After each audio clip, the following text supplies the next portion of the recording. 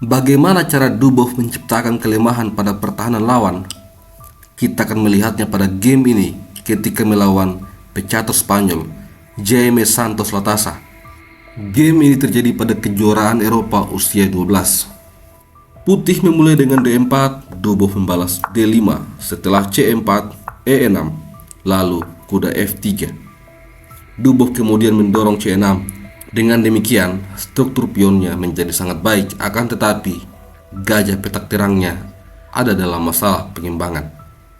Putih membalas dengan E3, setelah itu kuda F6, dan setelah kuda B ke petak D2, Dubov mendobrak dengan C5, memberikan pilihan kepada putih mengambil pion C atau pion D. Jaime Santos Latasa memainkan langkah terbaik, pion C makan pion D, dan Dubov mengambilnya dengan pion E, langkah yang sangat penting. Dengan demikian, gajah petak terang bisa keluar. Setelah itu, pion makan pion, gajah makan pion. Kuda menyerang gajah, gajah mundur ke petak B6, dan sekarang Dubov memiliki sebuah pion terisolir. Ini adalah titik kelemahan. Di posisi ini, putih kemudian memainkan gajah ke petak E2, Dubov langsung rokade untuk mengamankan raja. Begitupun dengan putih, rokade untuk membuat rajanya berada di tempat yang aman. Selanjutnya, pengimbangan perwira dimainkan, kuda C6, lalu kuda diadu. Dubov membalas dengan gajah menyerang kuda, setelah itu B3.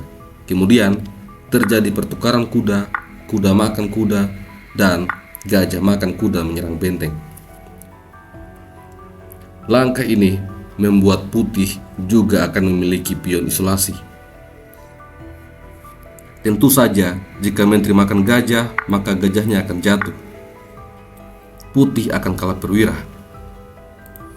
Oleh karena itu, pion harus makan gajah. Dengan demikian, kedua pemain sama-sama memiliki kelemahan. Setelah itu, gajah makan gajah dan menteri makan gajah. Kemudian menteri dikembangkan ke petak B6 menyerang pion, lalu menteri menjaga pion. Di posisi ini terlihat bahwa hitam unggul dalam pengimbangan. Kemudian Dubov mengaktifkan benteng F ke petak E8, dibalas dengan gajah B2, lalu menteri E6. Putih kemudian mendorong F3. Setelah itu, Dubov memainkan langkah yang sangat penting, H6, langkah tempo untuk menunggu lawan. Di posisi ini, putih memainkan raja F2, dibalas dengan menteri D6 menyasar pion. Oleh karena itu G3 didorong. Setelah itu benteng E6, persiapan untuk menyusun benteng. Jaime Santos Latasa mengadu benteng, tetapi benteng tetap disusun. Benteng makan benteng dan menteri makan benteng menyasar petak H3. Di posisi ini, putih membawa gajahnya ke petak C3. Setelah itu, menteri masuk ke petak H3, menyasar pion H. Ini membuat raja harus mundur untuk menjaga pion. Dan di posisi inilah, Dubov memainkan langkah yang perlu kita pahami. H5. Ini adalah langkah yang sangat penting untuk mendobrak pertahanan lawan. Dalam permainan catur, Ben Larsen pernah mengatakan, jika Anda bingung, doronglah pion H. Dorongan pion H memiliki pengaruh yang sangat besar untuk merusak pertahanan lawan. Putih mencoba untuk mengadu benteng, tetapi Dubov mengalihkan benteng untuk menekan gajah. Setelah itu, benteng ke petak D1 dan kembali dorongan pion yang sangat penting. Dorongan pion H memberikan dampak psikologis yang sangat besar bagi lawan. Jika sekarang putih makan pion, maka akan ada langkah kuda H5. Pada beberapa langkah berikutnya, benteng juga bisa ikut masuk untuk menyerang. Pada game sesungguhnya, dorongan pion H ini membuat lawan terprovokasi untuk menciptakan kelemahan. Dia mendorong G4. Dubov langsung memanfaatkan hal ini dengan sebuah pukulan kombinasi kuda makan pion, dibalas dengan pion makan kuda, lalu menteri makan pion, skak, raja lari ke petak F2. Langkah terbaik di posisi ini adalah menteri F4. Jika raja lari ke petak E2, maka benteng E8. putih harus menyerahkan menterinya. Dan jika raja lari ke petak G1, maka menteri G4 skak. Setelah raja lari ke petak F2, benteng makan gajah, menteri makan benteng. Setelah itu, menteri makan benteng. Hitam unggul 2 pion. Akan tetapi pada game sesungguhnya, Dubov terburu-buru dan bernafsu untuk menyerang. Dia mendorong H3. Ini membuat posisi menjadi seimbang bagi kedua pemain. Langkah terbaik bagi putih di posisi ini adalah benteng ke petak F1. Setelah menteri G2, raja mundur ke petak F1, lalu benteng E8 skak. Raja D1, kemudian menteri makan pion.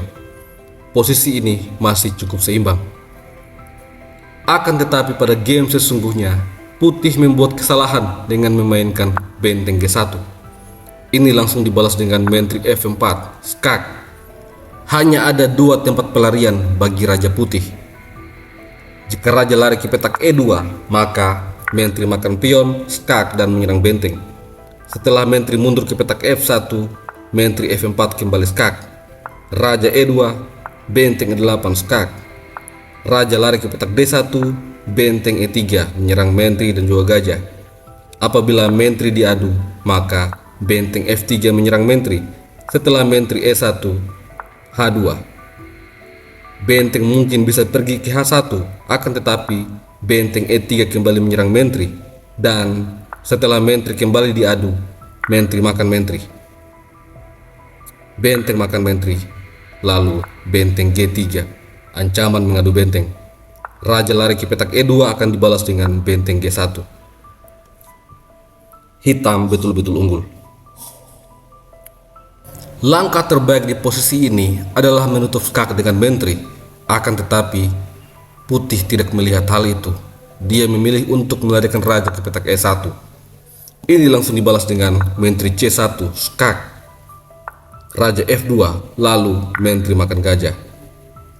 Menteri makan menteri, benteng makan menteri. Setelah itu benteng G5 menyerang pion.